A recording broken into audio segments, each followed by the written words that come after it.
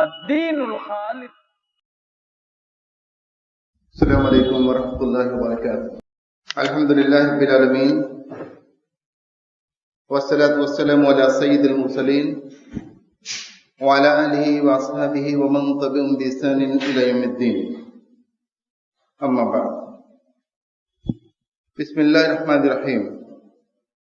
عن انس بن مالک رضی اللہ عنہ ان النبی صلی اللہ علیہ وسلم قال اذا خرج الرجل من بیته فقال بسم اللہ توکلت علی اللہ لا حول ولا قوة الا باللہ قال يقال حينئذ هديت وكفيت ووقيت فتنهى عنه الشيطان فيقول شيطان آخر كيف لك برجل قد هدي وكفي ووقي. رواه الترمذي وابو داود وغيره.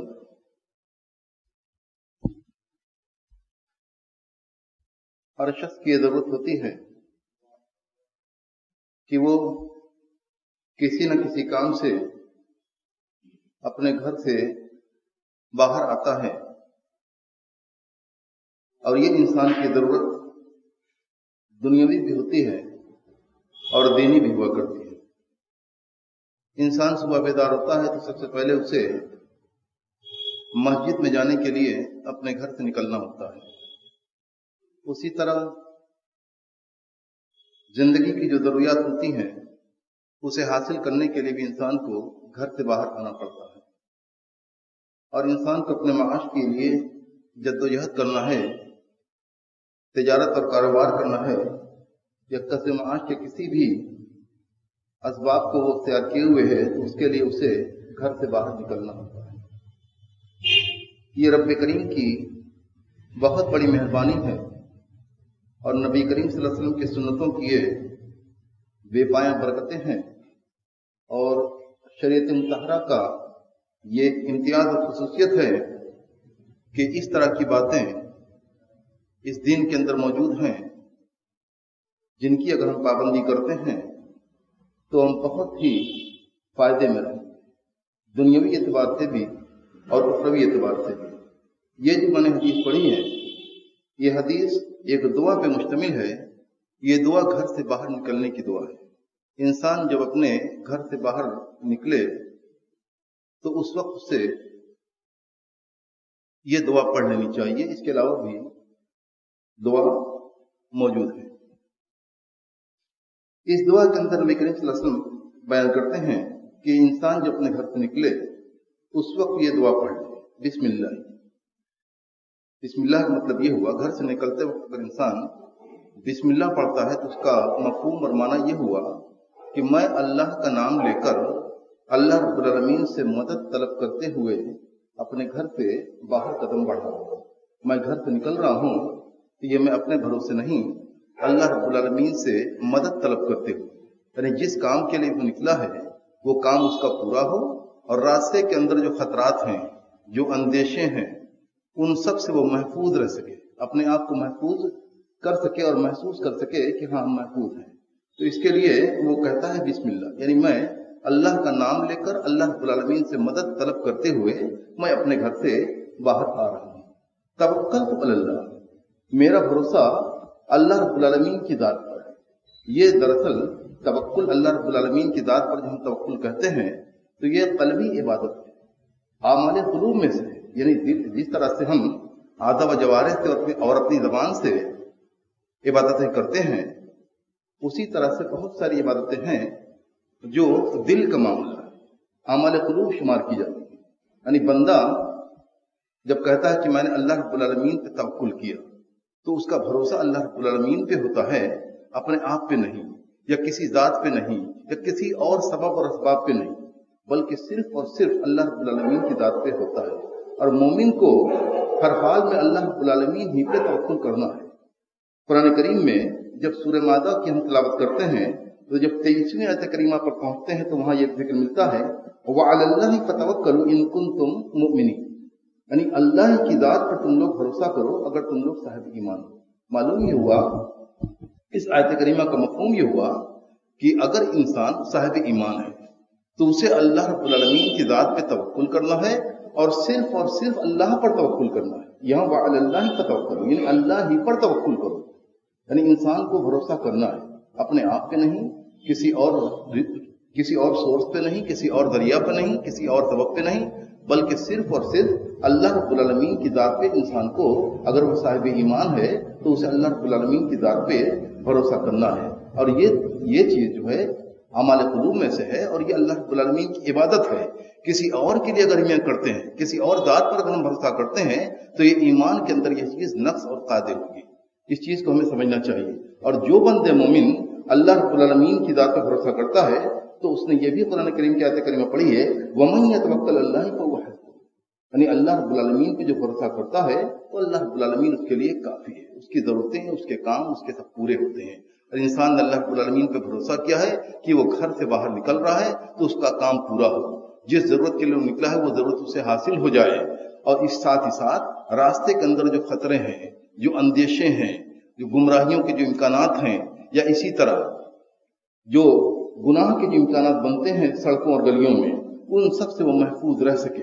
اور یہ سب سوچ کے انسان کو گھر سے قدم بڑھانا ہے. اور جب بھی انسان نکلے تب اسے اس دعا کو پڑھنا ہے، اس لیے کہ جب بھی وہ نکلتا ہے تب تک وہ سارے خطرات اور سارے امکانات موجود ہوتے ہیں جو کہ ہمارے ہاں موجود ہیں. پھر اس دعا کے اندر فرمایا لا حول ولا قوت الا باللہ. یہ بہت عظیم کلمہ ہے.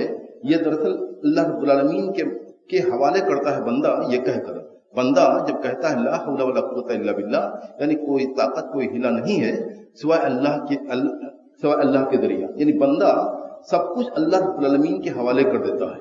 اپنے سارے کام کو، ساری ضرورتوں کو وہ اللہ رب العالمین کے حوالے کر دیتا ہے کہ اللہ تو ہماری ان ضرورتوں کو پورا کر، تو ہمارے اس کام کو بنا دے، تو ہماری اس ضرورت کو تو انجام تک پہنچا دے.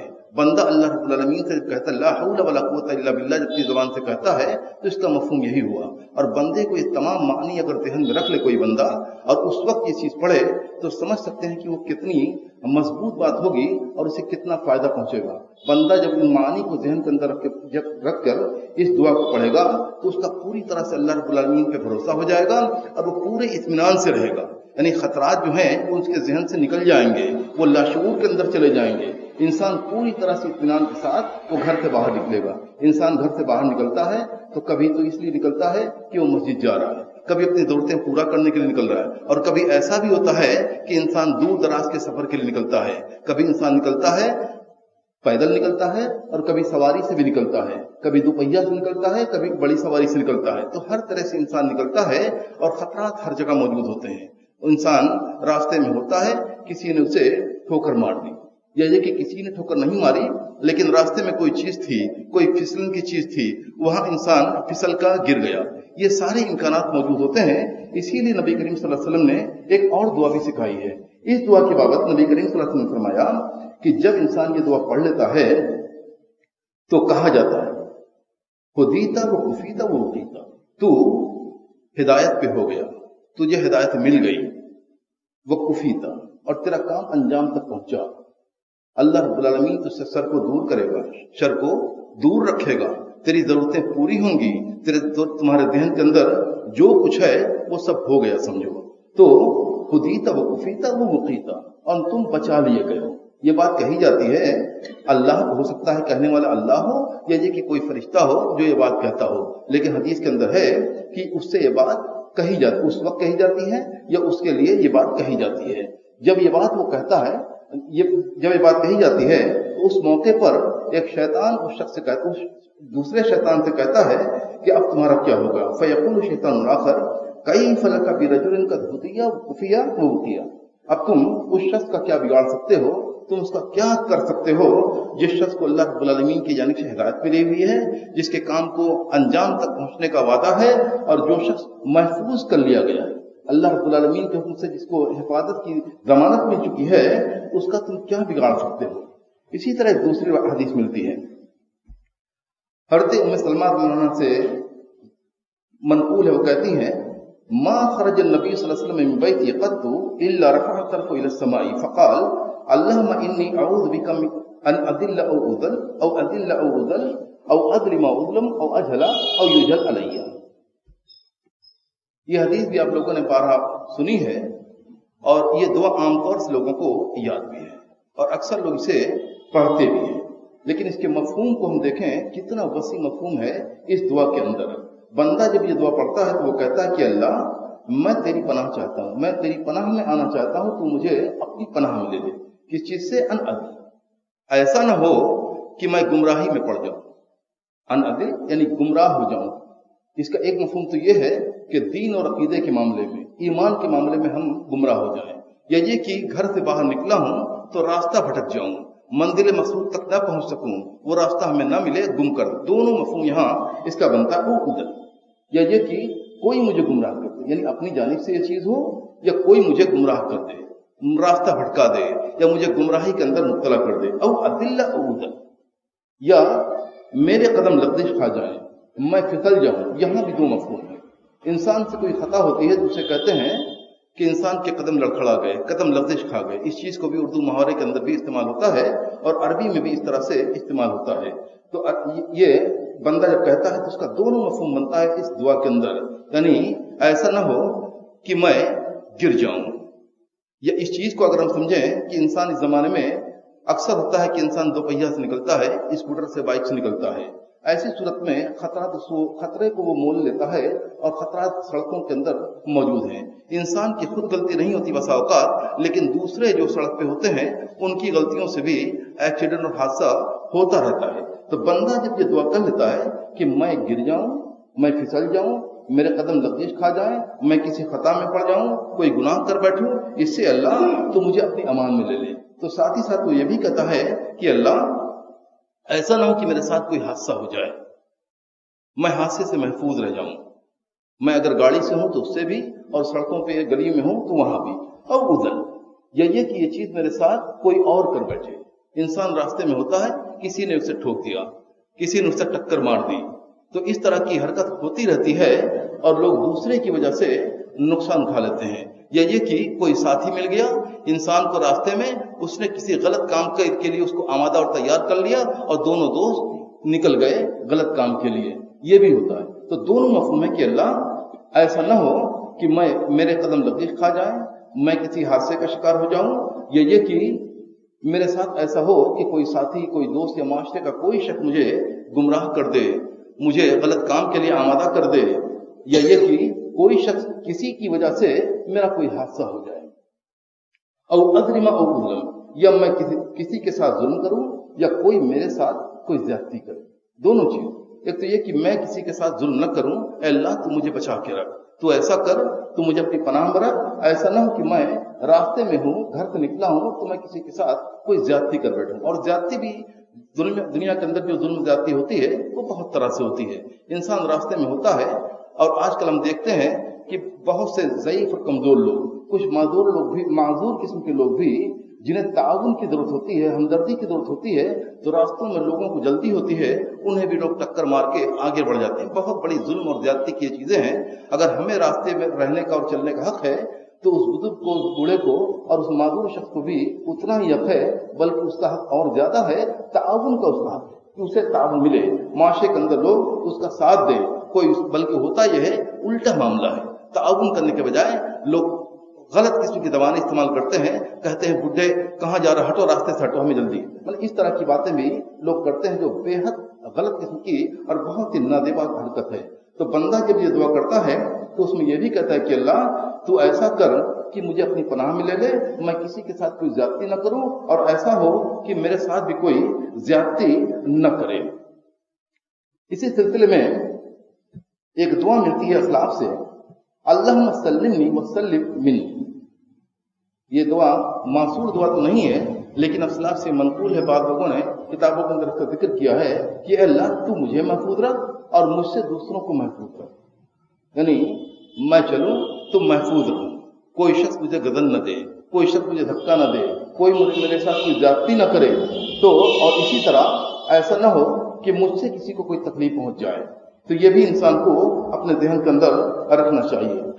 और फिर इस दुआ के अंदर है औ अजहला व युजहल अलैया, मैं जहालत भरा काम करूं।